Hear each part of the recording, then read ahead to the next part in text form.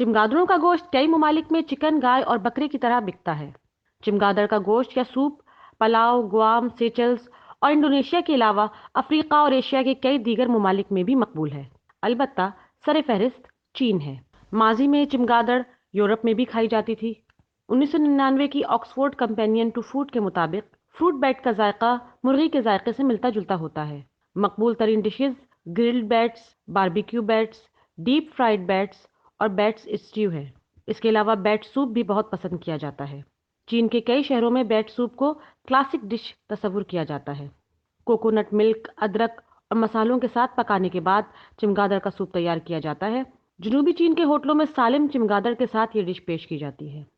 On line travel شو کی میزبان اور چینی یوٹیوبر وانگ مینگون کی ویڈیو حالیہ دنوں میں سوشل میڈیا پر وائرل ہوئی۔ اس میں خاتون کو چمگادڑ کھاتے دکھایا گیا تھا۔ کورونا وائرس پھیلنے کے بعد انہوں نے دعویٰ کیا کہ یہ ویڈیو 3 سال پہلے بنائی گئی تھی۔